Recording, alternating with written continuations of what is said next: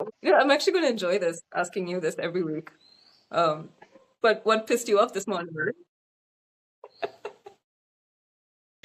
I don't know if we already spoke about this. I don't know if I'm getting pissed off about this for the second or third time. Anyway, so this Sure. person is talking about how this is the first AI commercial in the history of, Sri Lankan commercials.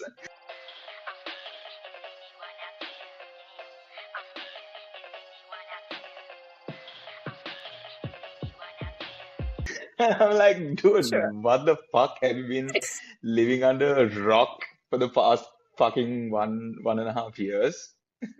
Like, are you thinking out of your ass? Yeah. My thing is this: I don't really have any comments about the quality of the AI. It was trash.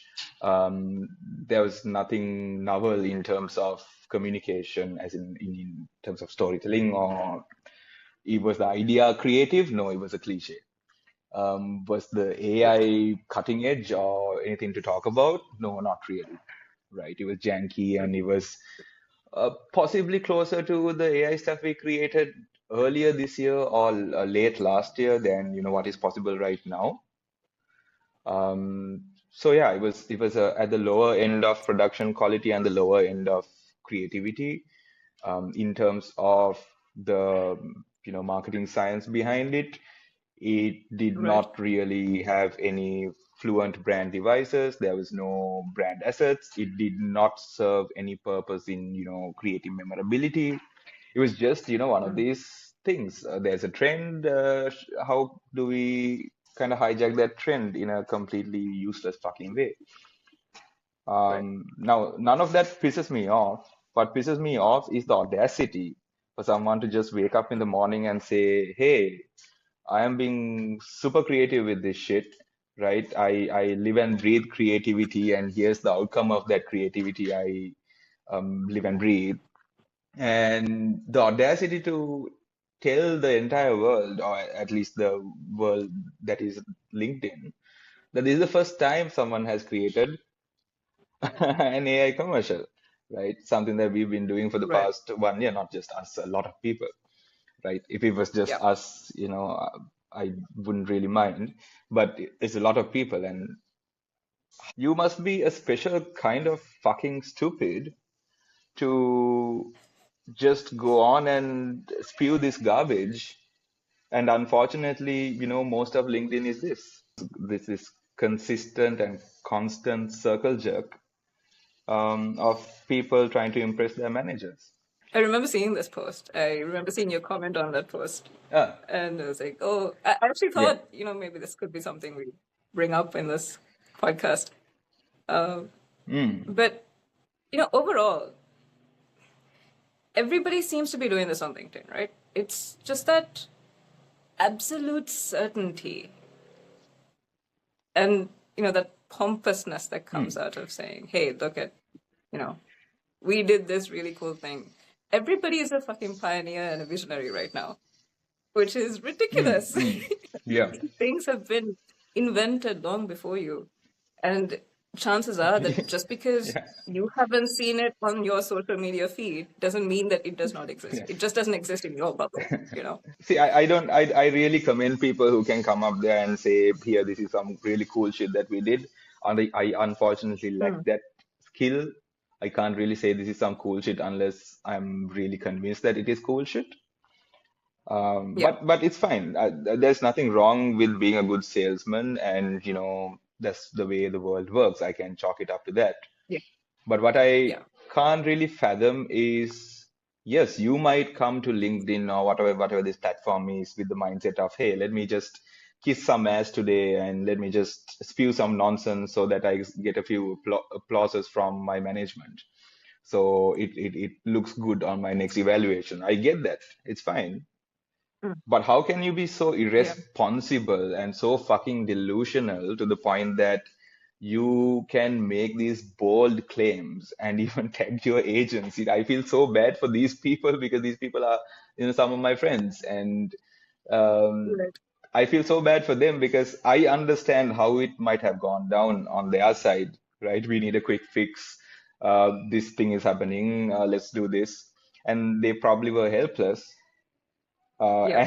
And their names were dragged alongside this person, and it was not nice. I mean, I felt ashamed for them. It's also a problem with the platform, though, Machan. Like, Hmm. LinkedIn has become this really superficial platform. It Hmm. started off as a great idea, a place where professionals could come and talk about what they do Hmm. and share knowledge, right? Yeah. Which was a great idea. But now it's just become this place where everybody has to be Hmm. constantly winning at whatever they're doing. And they have to be constantly showing that they're advancing in Hmm. their careers or doing something cool or, again, being pioneers and visionaries. And I think that's really the problem because there's this absolutely unattainable, unrealistic standard that's been set on LinkedIn.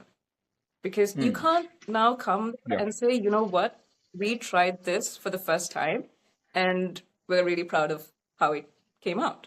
And if somebody Hmm. just said that, I would feel supportive and say, that's a really great first attempt. Good job. Yeah. Hmm. Yeah. Good job trying to use new tools, new technologies in your work to make your work more efficient, Hmm. to help your team, Hmm. that sort of thing. That would be great. But then the problem is that you're saying, hey, this is the first time this has ever been done in Sri Lanka. That's the issue, right? Which is not. which is not, which is not true. But yeah, if you Yes. had just said, we did this for the first time and we Hmm. like how it came out. What do you think? Something like that, would have been far more genuine. It would have sparked conversation. And I think Hmm. potential clients would have been interested in that as well to see, hey, what could you do Yeah. for us? You know? Yeah. So Um, here's the thing, right? This was a client who put this up. This was not the agency. This was oh done no. by one of the top agencies in Sri Lanka, and I can't blame them. They constantly have done great work in the history of their agency. Right. I Right. don't blame the agency at all, although the agency does have a responsibility to stop a client when they say dumb shit. But again, see, this is not how Sri Lanka works, unfortunately, right? I was discussing, I don't Yeah. know, with you or with someone else.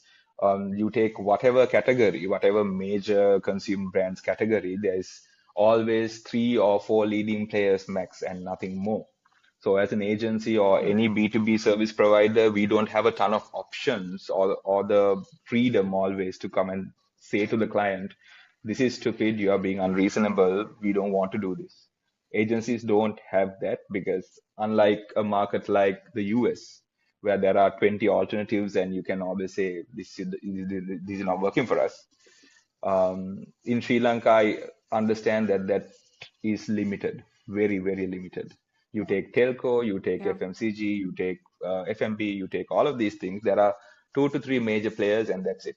And if you want to make money, you have to work with them, not against them. The way I am That makes now sense. publicly speaking out about it, I'm probably not going to get any business from them. And for me, that's Right. fine because my motive is to do good work, and I understand the sacrifice might be to not make money in Sri Lanka, and that's fine because the Yeah. money I make overseas compensates for that and more. But Correct. I understand not everyone gets that opportunity, gets that freedom. So going back to what you said, if this was an agency saying this, I would have Mm. thrashed them more Right. because that would be really, really ignorant.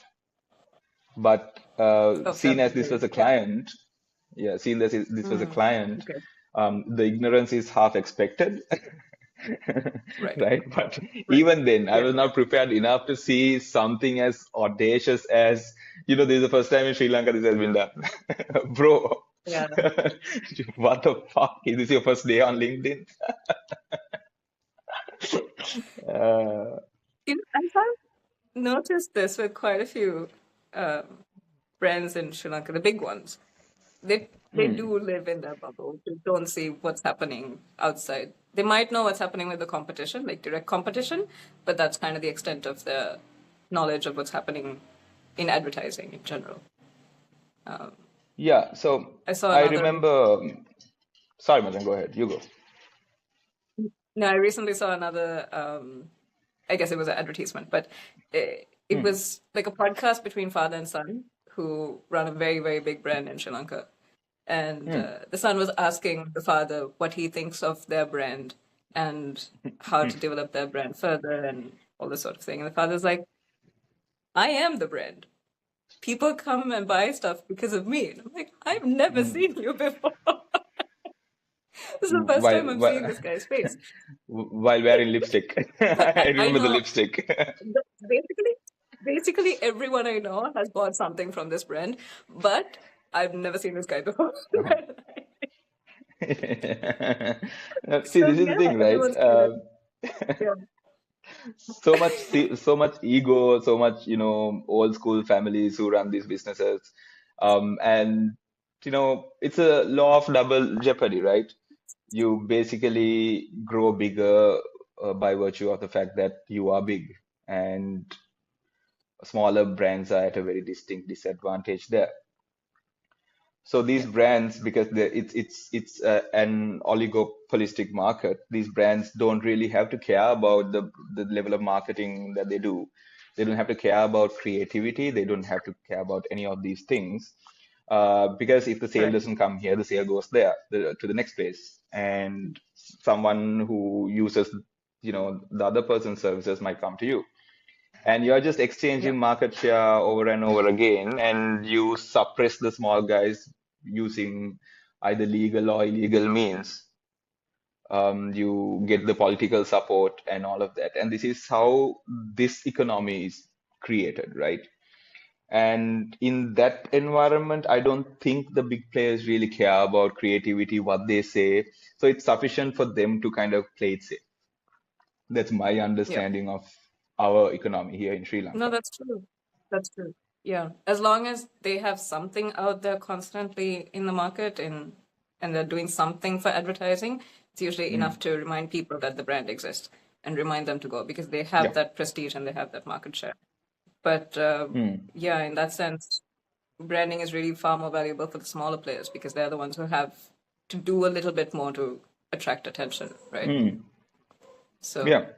yeah, So all of these things that unfair, but that's how the the big world companies works. talk about. Sorry, Machan, there was a little lag. I didn't catch you. No, I said it. It seems unfair, but that's how the world works.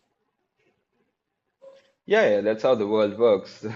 But I think one of the other things that kind of we have working against us is this. This is something I'm going to write this week, I hoped. Was this niceness that we are required to have when talking to people. This feeling of, hey, don't say that you might need these people somewhere down the line, and that is, if at all, the opposite of being nice, right? You are just being nice so that you can get something in return in the future. That is just something I can't subscribe to, and which is why I kind of tell people what they need to hear very upfront, and I don't really care if people don't like it. uh, Mm, because see, that's not niceness, that's yeah, weaponized niceness. That's basically, hey, don't be rude to him, so that he might just be rude to you back, and might speak about the things that you've spent the last 2 3 years hiding, right? They might talk about your internal politics, your fucked up shit that you don't want the regulators, the market to know. Yeah. With yeah, that and double jeopardy, right? It's hard for the small person to kind of do something rebellious, do something that actually stands out in the market, be remembered for the way they look or feel or sound, right? It becomes very tough when you're trying to constantly appease people and try not to piss people off, right? A lot of business is about making conflict work, in my opinion, not yeah, really, being in a position where you can't give critical feedback on, a piece of work that you see on LinkedIn or something like that, right? And people are suddenly pissed off at you. And yeah, because yeah. of that, because we are unable to have that kind of conversation in public. We kind Mm. of fail there again. So it's not double jeopardy anymore, it's triple jeopardy. Yeah, yeah, I see what you mean. It's Mm. tough because I don't know. I guess people also just don't want to learn, right? They want to feel safe with what they know. That absolute certainty gives them that confidence. They don't like anyone messing with it. Yeah, I mean, you might as well play it safe and take home a nice salary than play it a little, live life a little on the edge and then suffer for it or get fired for it. Yeah, Can't blame the people, but it has to be systemic kind of emerging thing that changes culture. We can't change individual people or point fingers and say, hey, you want to preserve your job and that's bad. I don't think we right, can afford to say that. right. But yeah, so triple jeopardy is where I am right now, and that pisses me off even more.